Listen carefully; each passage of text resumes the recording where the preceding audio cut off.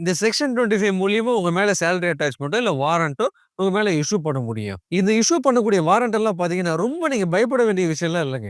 இப்ப நெறைய பேர் கேட்பீங்க, "சார் நீங்க வக்கீலு. நீங்க ஈஸியா வந்து வாரண்ட், கீரண்ட் இல்ல ஸ்டேஷன்லாம் வந்து அசால்ட்டா வந்து ஈஸி டேக் கேரா உங்களுக்கு போயிடும்.